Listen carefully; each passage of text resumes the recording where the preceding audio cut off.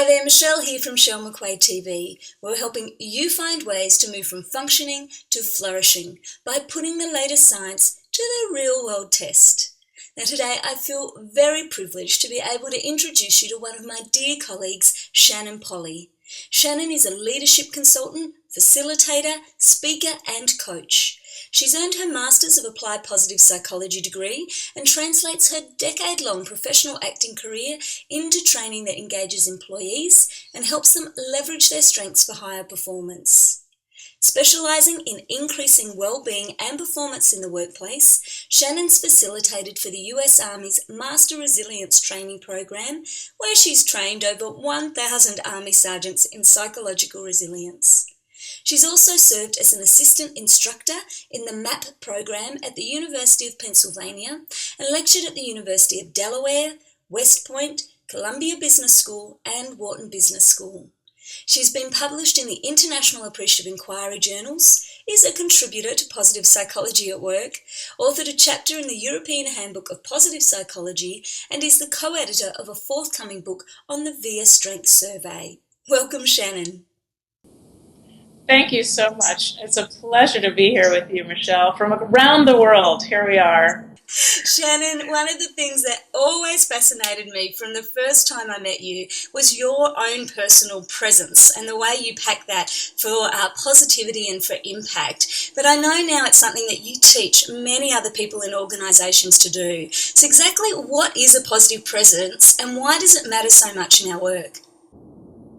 Well, having a positive presence is being aware of the impact that you have on the people in the room. And there's a lot of research about how our nonverbals have a huge impact on how we're perceived.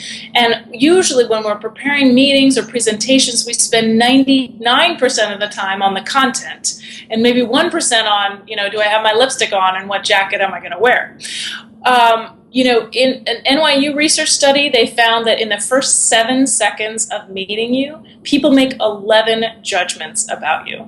7-11 rule. So you want to be in control of what are those things that people are perceiving, and how can you have a flourishing somatic impact? How can you be the biggest, most powerful presence you can be?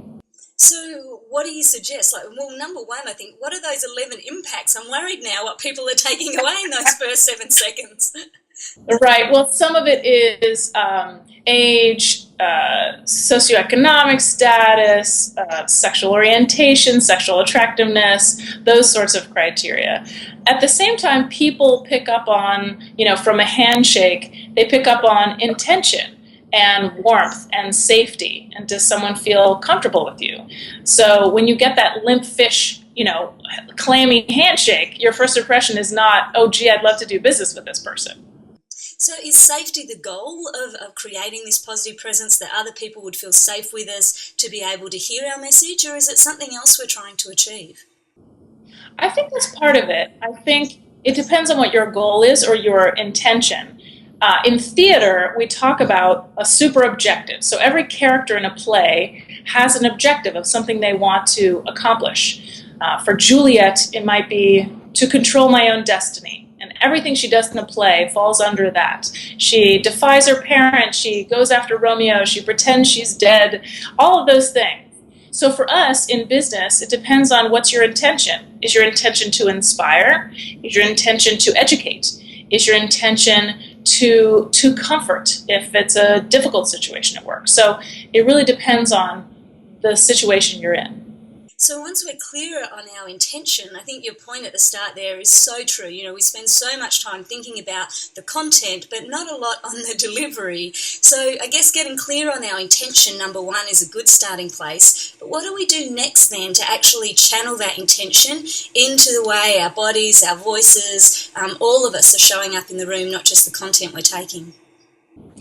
Well, part of it comes from being relaxed. And as you probably know, fear of public speaking is bigger than a fear of death in most people. So how can you calm down that nervous system before you go in? And there are a whole host of techniques that I've learned in my years as a professional actor and Broadway producer on how to do that.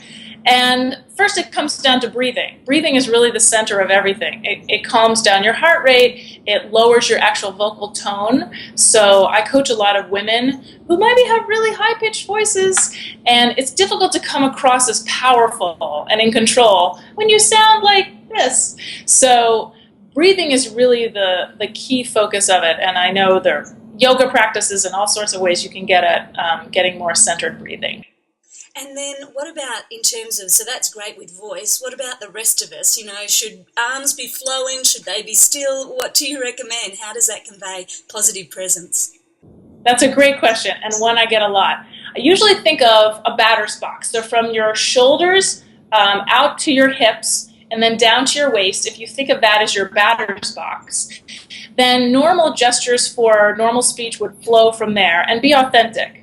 I don't prescribe anything like you must stand with your hands in choir position. That being said, if you're talking about a company and you just won a $3 million project, it's okay to go outside of your batter's box. So that's one of the general rules I stick to. And so are there any other tips? So we've sort of talked about that intention, the voice, the batter's box is a really helpful way to think about it. When you're helping people in workplaces bring this more positive presence in, is there anything else you really recommend people focus on? Well, one interesting piece of research from psychology is around feedback. And when people who are learning something for the first time, namely bowlers in this study by Daniel Kirschenbaum, when bowlers were watching video of themselves, half of them watched what they did well and they wanted to repeat it, and half of them focused on what they needed to fix. And the bowlers that focused on what they did well performed 100% better than the ones that focused on what they needed to fix. So I use a lot of positive reinforcement on things people need to keep doing.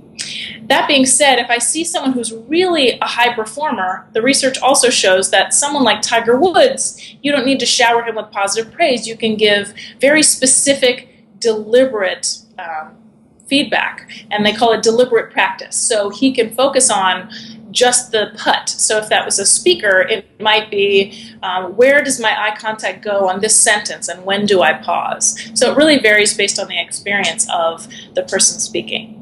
So I know it's a subject close to both of our hearts about being able to spot our strengths and build on them. But what I'm hearing there is that sense of figuring out kind of what works for you and where you are able to connect with people in an authentic way. And while you're learning, maybe channeling more of that. And then as you reach that level of mastery, maybe fine-tuning some of those pieces that maybe aren't as strong for you, but you now have capacity to go there. Is that right?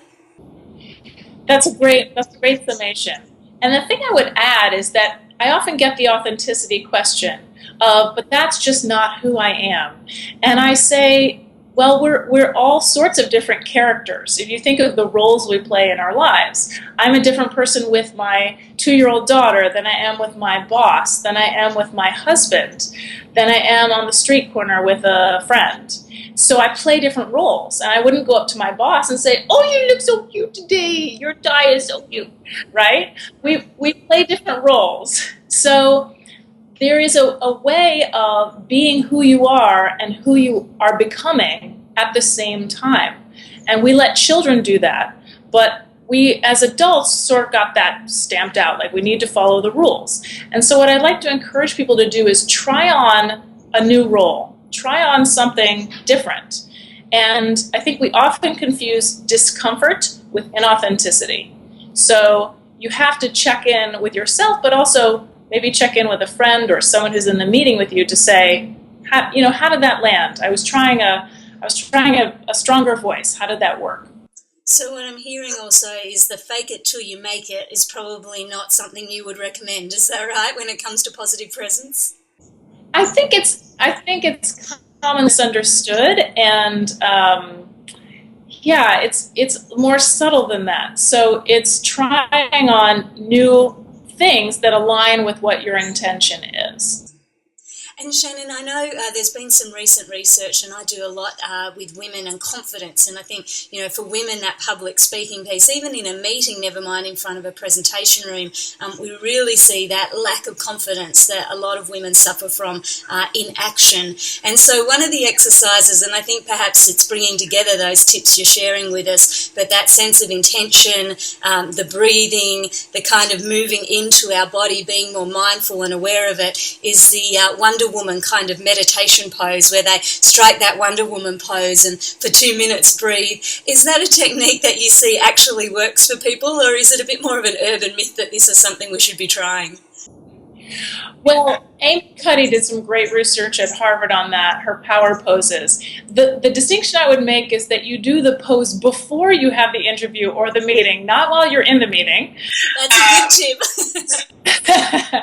And I actually have seen it work. I was coaching a guy who had a BBC interview that was going to air to 4 million people. And anecdotally, he said, I did my, and he's male, was willing to try it on. I did my power poses in the car on the way there, and I felt more confident. And he said maybe it was, placebo effect, but it still worked for me. And he continued to use them. So in everyone I've worked with, they have found them to be useful.